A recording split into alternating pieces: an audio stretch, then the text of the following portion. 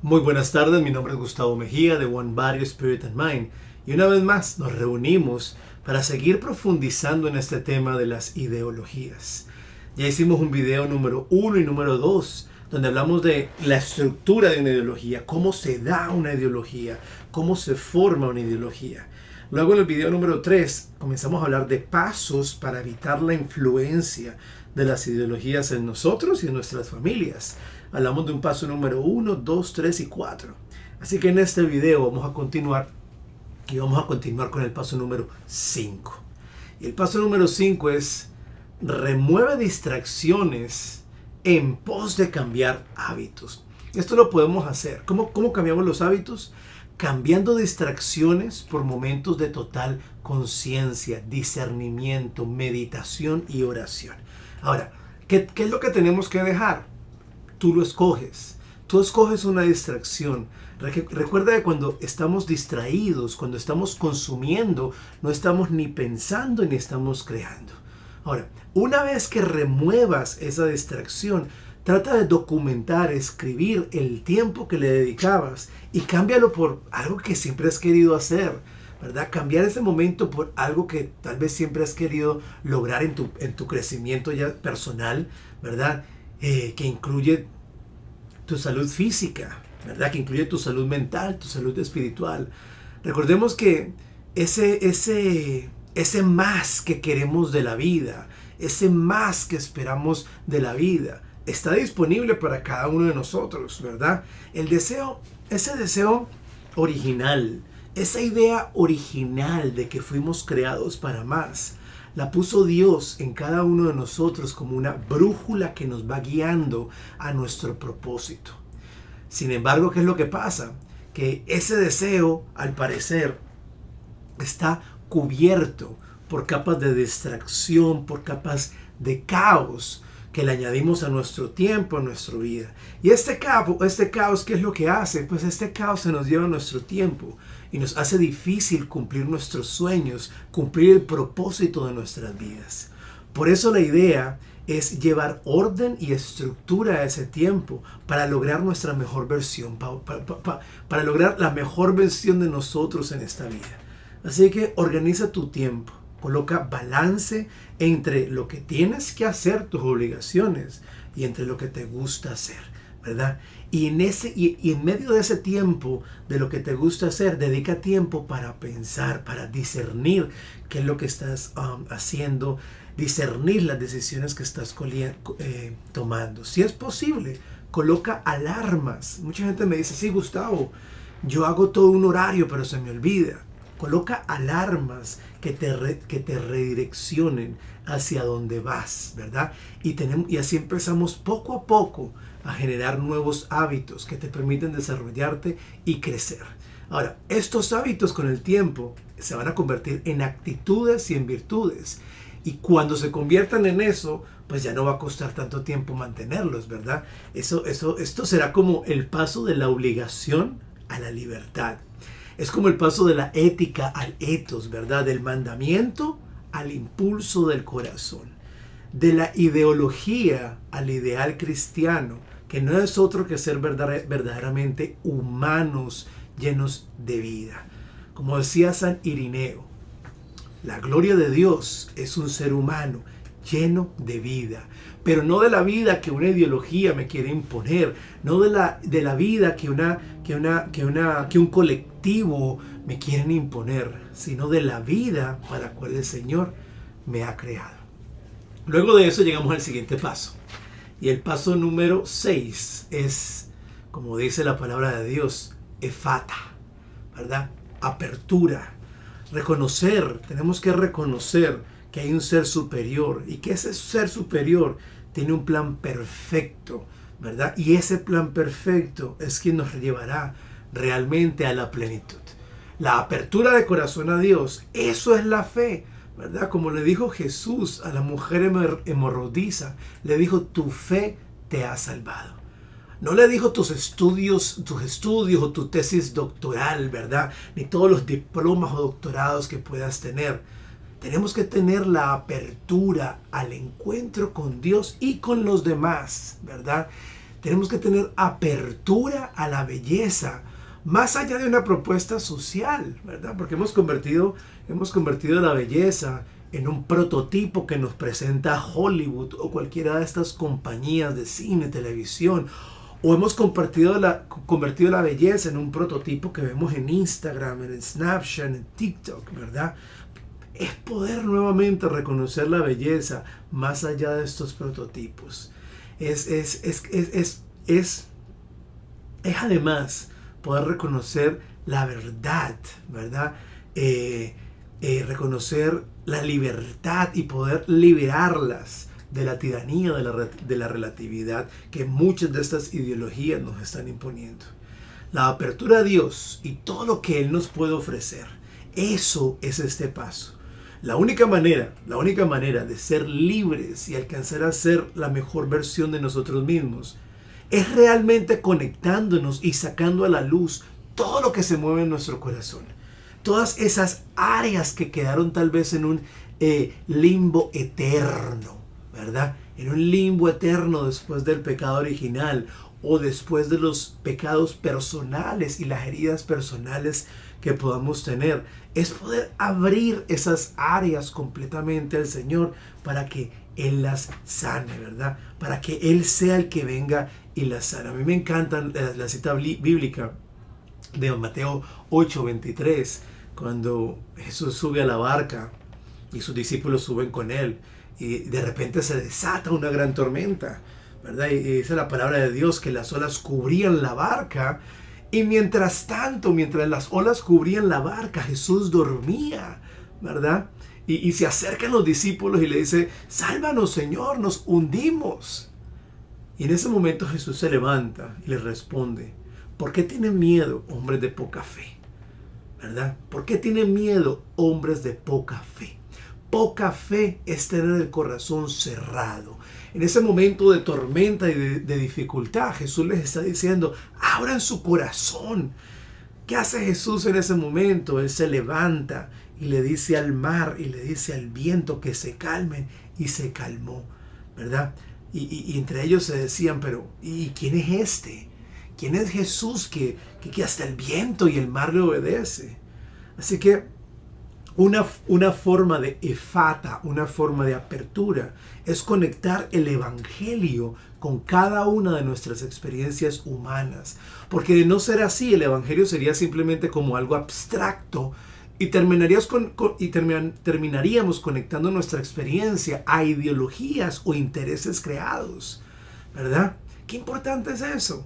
Poder yo decir, mira, en este momento de dificultad o ante esta situación o ante esta herida o ante esta tendencia que tal vez tengo, ¿qué me dice el Evangelio? ¿Cómo puedo sobrellevarla? ¿Verdad? ¿Cómo el Evangelio me invita a cargar la cruz y a saber que no la estoy cargando solo? Pero que al cargar esa cruz y al vivir esa pasión voy camino a una resurrección, a una plenitud, ¿verdad? Por el contrario, las ideologías vienen y me dicen, no, tu tendencia, tus heridas, tus dolores, todo está perfecto. Y nos empiezan a llamar por el nombre de esa herida y nos cambian completamente la identidad. La ideología nos lleva a la esclavitud. El Evangelio nos lleva a la libertad. Qué importante es. Así llegamos al paso número 7. Y el paso número 7 es buscar el sentido de las palabras, ¿verdad? Pensar intencionalmente en el lenguaje que estamos usando y el significado de las palabras fuera de las ideologías. Hay un ataque directo, hermanos y hermanas, al lenguaje. Y entendemos el mundo y las experiencias a través del lenguaje. O sea, cada cosa que estamos viviendo, cada experiencia que tenemos, por medio del lenguaje y de palabras que tenemos en la mente, le damos un sentido. Y hay palabras que nos muestran parte fundamental de nuestra identidad, ¿verdad? De nuestra propia persona. Y que las ideologías en la actualidad y el mundo actual están cambiando y transformando. Pero son palabras que son tan importantes que si pierden el sentido, vamos a perder la capacidad de reconocer nuestro propio propósito. Piensen en las siguientes palabras, por ejemplo, papá, mamá, mujer, hombre, amor, libertad, ella, él, matrimonio, género. Hemos creado un lenguaje separado a cualquier búsqueda de verdad o de trascendencia de la persona humana. Hemos creado un lenguaje secular que está cerrando la puerta completamente a la verdad objetiva. Un lenguaje que no revela un propósito universal, ¿verdad? Nos está quitando la posibilidad de ver nuestra vida como algo más, un lenguaje sin sentido, sin valor y completamente, diría yo, absurdo y confuso. Esto es algo que tenemos que entender y estudiar si queremos alcanzar a la cultura de hoy. No tenemos que seguir el absurdo y la tiranía de la relatividad, pero tenemos que entender por qué lo están haciendo si queremos salvar nuestra civilización del vacío existencial que les llevará a caer de rodillas ante ideologías. ¿Verdad? Qué importante esto. Por ejemplo, cuando aprendamos de San Pablo, cuando San Pablo llega a Atenas, llega a Grecia y ve todos estos ídolos y todas estas estatuas. Cualquiera podría pensar que San Pablo iba a decir, wow, qué escándalo es este, todos ustedes son unos idólatras. Sin embargo, San Pablo mira con cuidado cada uno de esos ídolos y apunta al deseo del corazón de ese pueblo y les dice, veo que son personas muy espirituales. Ahora, era un pueblo tan idólatra que hasta tenían un templo para un Dios desconocido por si acaso les hacía falta uno. Y ahí viene San Pablo y utiliza esa realidad y les dice, yo vengo a hablar de ese Dios que ustedes no conocen. Así que tenemos que estudiar la cultura de hoy, entender qué es lo que están haciendo con el lenguaje de hoy, no para hablar el mismo lenguaje, sino para recobrar su verdadero sentido, ¿verdad? La palabra forma el lenguaje le da forma a la experiencia y la experiencia forma nuestra vida. En estos tiempos posmodernos, por ejemplo, toda figura de poder, estructura de poder, según la ideología de hoy, debe ser deconstruida, desmantelada, destruida y convertida en algo nuevo. Y esto lo están logrando por medio de la manipulación del lenguaje. Y nosotros lo estamos aceptando sin cuestionar nada, ¿verdad? Están cambiando el mundo de una forma sutil, pero dramáticamente y drástica. Y el mundo en que nosotros, la generación milenio, nació, ya no existe. Lo han ido transformando y cambiando por medio de un lenguaje nuevo.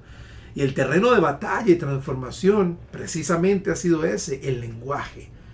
Una vez más las palabras han quedado vacías de sentido. Preguntémonos a nosotros mismos mientras vemos este video bajo la mentalidad de la gente de allá afuera. ¿Cuándo comienza la vida? ¿Qué es un hombre? ¿Qué es una mujer? Porque ni la Corte Suprema lo puede definir. Hoy vemos no, la Corte no, los mismos jueces que van a la Corte, que hacían una entrevista a uno de ellos y le preguntaban, ¿qué es una mujer? Y dicen, no lo sé, no soy bióloga. ¿Verdad? ¿Qué lugar ocupan, por ejemplo, los pronombres hoy? O se han convertido en una experiencia subjetiva y abstracta. ¿Qué es el matrimonio y para quién es? Por un lado nos dicen que es solo un papel, pero por otro se nos muestra como un derecho de todos. ¿Qué significa ser humano? ¿Y cuándo comenzamos a ser personas? ¿Cuándo comenzamos a ser ciudadanos con derechos? Esto es muy peligroso, porque Dios mismo decidió comunicarse y revelarse a través de las palabras. Y por lo tanto, si llevamos toda sospecha al lenguaje y esto se convierte en una simple construcción social, ¿dónde queda la palabra de Dios? Y peor aún, ¿dónde queda la palabra que se hace carne y que se llama a sí mismo verdad y vida? ¿Vemos el problema con esta batalla? El lenguaje expresa el corazón de las personas, expresa el misterio de la persona y el misterio de Dios. Pero una civilización donde el lenguaje es relativo y abstracto, la persona y Dios se pueden convertir en algo relativo y abstracto. Por lo tanto, quedamos a la merced de cualquier ideología. El posmodernismo no cree en la verdad objetiva, por tanto la rechaza, ¿verdad? Y rechaza directamente el cristianismo, porque el cristianismo proclama una verdad. Vemos que la cultura actual manipula las ciencias para que vayan conforme a sus ideas y la convierten en un nuevo culto vacío de verdad y luz. La verdad que estaba llamada a ser un punto de encuentro se ha convertido en un punto de división, de polarización y en muchos casos de cancelación para muchas personas. La cultura actual manipula las ciencias para que vayan conforme a sus ideas y las convierten en un nuevo culto vacío de verdad y luz. Y la verdad, que estaba llamada a ser un punto de encuentro, se ha convertido en un punto de división, de polarización y en muchos casos de cancelación para muchas personas. Ahora, estudiemos este fenómeno sin ignorar las razones por las que se desarrolla, ¿verdad? La primera, el malo que anda como un león rugiente. Pero la segunda es el abuso de la verdad, que en vez de presentar, muchas veces se han querido imponer. Por eso necesitamos una cultura realmente de encuentro, donde recordemos que nuestra batalla es espiritual, no es una batalla de carne y hueso. Que recordemos que es una batalla espiritual y nuestros hermanos y hermanas son nuestra misión. Recordemos que la misión de la iglesia, el mission statement de la iglesia es la salvación de las almas. Y ese tipo de respeto nos lo enseña Juan Pablo II con su personalismo, que es un respeto absoluto por la dignidad y la libertad de la persona. Juan Pablo II creía que al presentar la belleza y la grandeza de la verdad, esto tenía un impacto en el corazón humano. Por eso, no tenemos que imponerla, solo tenemos que presentarla. Él nos habla de la armonía perfecta que existe entre la subjetividad y la objetividad, en cuyo punto de encuentro la verdad y la libertad van juntos. Es importante saber que la verdad es algo de lo que podremos alejarnos, pero nunca separarnos. Nos acompaña donde estemos, aunque vivamos en negación, ¿verdad? Ella siempre se nos va a hacer presente. Por eso las preguntas correctas nos deberían llevar a respuestas adecuadas. Así que si miramos entonces de manera genuina a las experiencias subjetivas de la persona humana, estas experiencias deberían de llevarnos de manera orgánica a la verdad objetiva. Y el lenguaje sería ese camino y ese punto de encuentro entre mi interior y la realidad externa. Sin embargo, tenemos que cuidar la forma celosa en que el lenguaje se nos puede presentar, porque ante todo tiene que ser una invitación a la verdad y a la libertad, nunca una imposición. Pues al imponer genera un sentido de defensa en la otra persona, que al sentirse atacada se cierra a sí misma. Como diría Juan Pablo II en Chile cuando estaba hablando con Pinochet, y Pinochet le está preguntando a él que por qué promueve tanto la democracia, que vea todo lo que le ha hecho en Chile siendo un gobierno totalitario. Y Juan Pablo II le responde a Pinochet que el ser humano se merece la libertad aunque se equivoque en el ejercicio de la misma. Cuando la verdad se presenta en su esplendor, la libertad llega con ella, no como una imposición, sino como un deseo del corazón. Por eso tenemos que profundizar en el lenguaje y en el sentido de las palabras, asegurarnos que la palabra revele siempre la verdad o el camino, ¿verdad? Y que la palabra sea precisamente una confirmación subjetiva de la realidad objetiva, ¿verdad? Tal vez toda la locura, problemática, guerras, depresión y ansiedad que vive nuestra generación es una confirmación subjetiva de la realidad objetiva que ha sido rechazada, ¿verdad? Tal vez toda esta problemática de hoy es una confirmación de que habernos alejado de la verdad no es lo correcto. Lo bueno es que podemos nuevamente recobrar el sentido de la palabra, redimir el lenguaje y volver a traer la verdad a nuestras conversaciones del día a día. El octavo paso es no tengas miedo. Déjalo ir todo sin miedo, ¿verdad? Pierde el miedo y sigue el verdadero camino y vida. Y a partir de ahí generemos todas nuestras expectativas en la vida. Tenemos que hacer de alguna manera, en este no tener miedo, tenemos que hacer las paces con el sufrimiento y verlo como un medio para la libertad y el amor. Desnudarnos completamente, aún ante aquellos que sabemos que no nos aceptarán, porque sabemos que somos amados. Aquel que nos ama nos invita a seguirle, a ser como Él en su pasión y muerte, para con Él avanzar hacia la resurrección. Es en nuestra desnudez que nos sentimos realmente amados. Estoy hablando de la desnudez subjetiva, de mostrarme como soy, de perder el miedo, de mostrar mis ideas, de mostrar mis emociones, mi fragilidad. Es ahí donde me siento aceptado, es ahí donde me siento amado. Es ahí que encontramos todo lo lindo que tenemos. Es saber que en esa desnudez y en ese ser yo mismo soy visto, ¿verdad? Que el amado nos conoce de forma adecuada e integral. Cuidado, no somos masoquistas, no aceptamos el sufrimiento solo por sufrirlo. Abrazamos el sufrimiento que llega a nuestra vida por el beneficio y la alegría de la gloria. Si alguien nos ofrece una alegría que corresponde a los vacíos de nuestro corazón, pero sin la gloria de la cruz, tenemos que rechazarlo. Una madre no da a luz sin sufrimiento. ¿Qué sufrimiento? Ese sufrimiento que se abraza correctamente es un sufrimiento que lleva a la vida, a un nacer de nuevo. ¿Y por qué digo todo eso? Porque muchas veces cuando hemos seguido por mucho tiempo una ideología, un colectivo, una idea ajena a nuestra verdad, nos puede dar miedo soltarla. Nos puede dar miedo porque tal vez pensamos que vamos a quedar solos. Pero tenemos que vencer el miedo y dejarnos amar correctamente.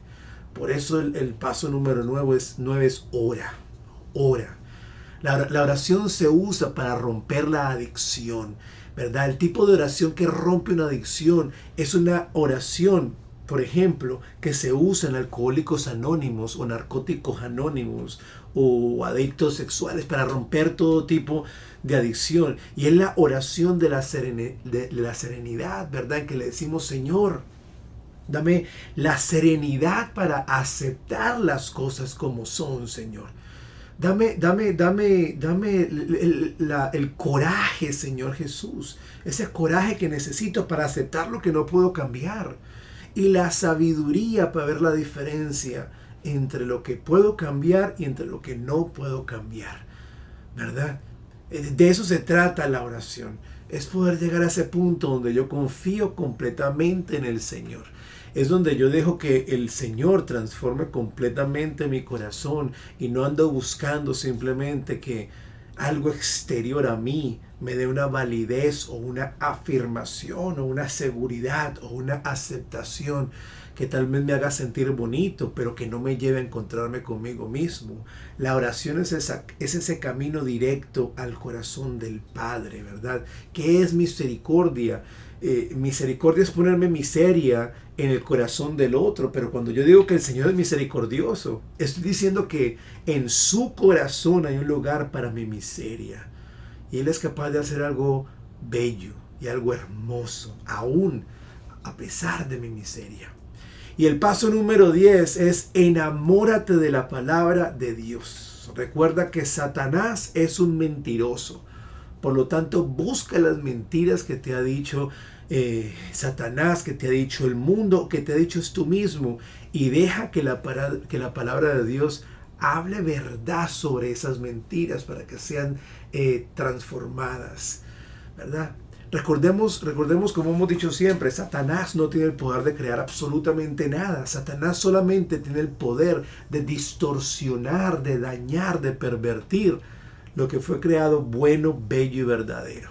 Por eso enamorémonos de la palabra de Dios, para que todo aquello que haya sido pervertido o dañado por medio de la palabra de Dios, podamos nuevamente redimirlo y ver la gloria de Dios y vivir en la gloria de Dios. Y que esa gracia de Dios nos acompañe en ese caminar. Así que vamos a seguir cada uno de estos pasos y juntos podamos tener las herramientas adecuadas para poder vencer esa cultura de muerte que nos quieren imponer muchas ideologías de hoy. Que el Señor te bendiga y seguimos caminando, seguimos unidos en la oración y en la misión. Somos One Body, Spirit and Mind. Si es posible, dale un like a este video o presiona la campanita para que te sigan llegando notificaciones de nuestros próximos videos. Que el Señor te bendiga. Gracias.